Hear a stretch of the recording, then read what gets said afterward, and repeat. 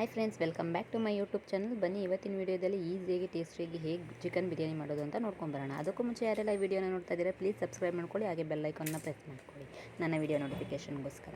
ನಾನಿಲ್ಲಿ 2 ಈರುಳ್ಳಿ ತೊಗೊಂಡಿದ್ದೀನಿ, ಉದ್ದಾಗಿ ಚೆನ್ನಾಗಿ ಹೆಚ್ಚಿಟ್ಕೊಂಡಿದ್ದೀನಿ. 4 ರಿಂದ 5 ಹಸಿಮೆಣಸಿನ್ಕಾಯಿ ತೊಗೊಂಡಿದ್ದೀನಿ, ಸ್ವಲ್ಪ ಪುದೀನ ಅದೇ ಕ್ವಾಂಟಿಟಿಲಿ ಕೊತ್ತಂಬರಿನ ಸಹ ತೊಗೊಂಡಿದ್ದೀನಿ. ಒಗ್ಗರಣೆಗೆ ಆಗೋಷ್ಟು ಎಣ್ಣೆ ತೊಗೊಂಡಿದ್ದೀನಿ. ಇಲ್ಲಿ ಸ್ಪೈಸಸ್ ಪಲಾವ್ ಎಲೆ, ಕಸೂರಿ ಮೇಥಿ, ಜಾಕಾಯಿ ಪತ್ರೆ, ಕಲ್ಲುವ ಎಲ್ಲನೂ ತೊಗೊಂಡಿದ್ದೀನಿ. 2 ಟೊಮೊಟೊನ ಉದ್ದಾಗಿ ಹೆಚ್ಚಿ ಇಟ್ಕೊಂಡಿದ್ದೀನಿ.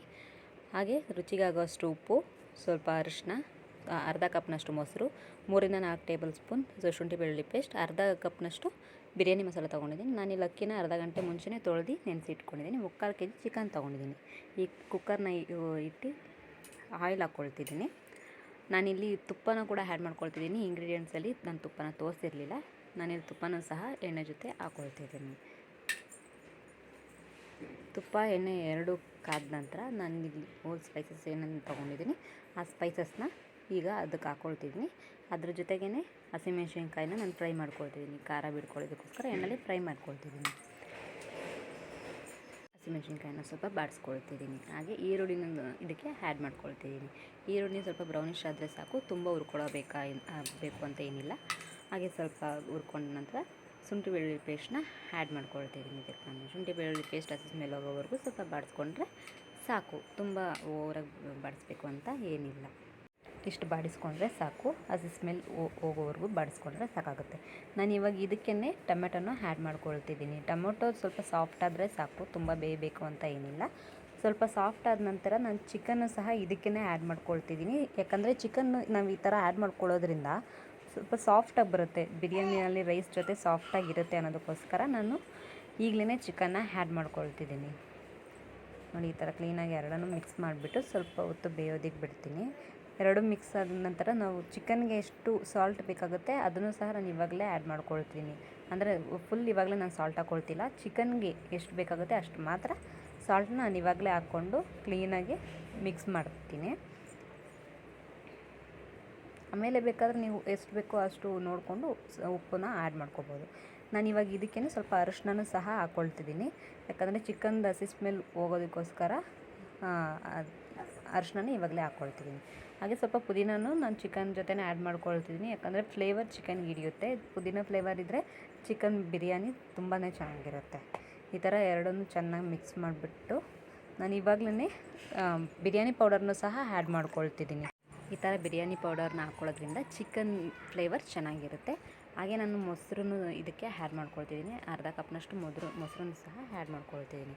ಈಗ ಎರಡನ್ನೂ ಚೆನ್ನಾಗಿ ಮಿಕ್ಸ್ ಮಾಡ್ಕೊಂಡು ಬೇಕಾಗುತ್ತೆ. ನೋಡಿ, ಈ ಥರ ಎರಡನ್ನೂ ಮಿಕ್ಸ್ ಮಾಡ್ಕೊಂಡು 5 ರಿಂದ 10 ನಿಮಿಷ ಬೇಯಿಸ್ಕೋಬೇಕಾಗುತ್ತೆ. 5 ನಿಮಿಷ ಆಗಿದೆ. ಇವಾಗ ನಾನು ತೋರಿಸ್ತಿದ್ದೀನಿ ನೋಡಿ ಎಷ್ಟು ಚೆನ್ನಾಗಿ ಬೆಂದಿದೆ ಅಂದ್ಬಿಟ್ಟು. ಈಗ ನಾನು ಇದಕ್ಕೆ ತೊಳೆದಿಟ್ಟಿರೋಂಥ ಅಕ್ಕಿನ ಹಾಕ್ಕೊಳ್ತಿದ್ದೀನಿ. ಅಕ್ಕಿನ ಹಾಕ್ಕೊಂಡು ಕ್ಲೀನಾಗಿ ಮಿಕ್ಸ್ ಮಾಡ್ಕೊಳ್ಳಿ. ನೋಡಿ, ಈ ಥರ ಮೇಲೆ ಕೆಳಗಡೆ ಮಿಕ್ಸ್ ಮಾಡ್ಕೋಬೇಕಾಗುತ್ತೆ. ನಾನಿಲ್ಲಿ ಈ ಲೋಟದಲ್ಲಿ 3 ಲೋಟ ಅಕ್ಕಿ ತೊಗೊಂಡಿದ್ದೆ, 6 ಲೋಟ ನೀರನ್ನು ಆ್ಯಡ್ ಮಾಡ್ಕೊಳ್ತಿದ್ದೀನಿ. ನೀವು 1 ಲೋಟ ತೊಗೊಂಡ್ರೆ 2 ಲೋಟ ನೀರು ಹಾಕ್ಕೋಬೇಕಾಗುತ್ತೆ. ಅಂದರೆ ಡಬಲ್ ಕ್ವಾಂಟಿಟಿಲಿ ನೀರನ್ನು ಆ್ಯಡ್ ಮಾಡ್ಕೋಬೇಕಾಗುತ್ತೆ. ನಾನು ನೀರನ್ನ ಹಾಕ್ಕೊಂಡಿದ್ದೀನಿ.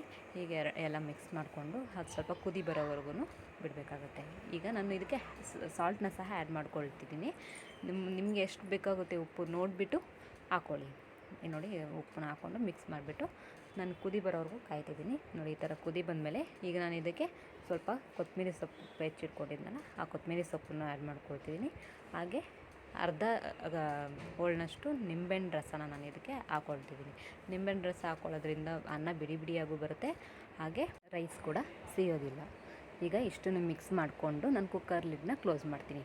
ನೋಡಿ, ಈ ಥರ ಒಂದು ಸರಿ ಟ್ರೈ ಮಾಡಿ ನೋಡಿ ಬಿರಿಯಾನಿನ, ನೀವು ಕೂಡ ತುಂಬ ಇಷ್ಟಪಟ್ಟು ತಿಂತೀರ.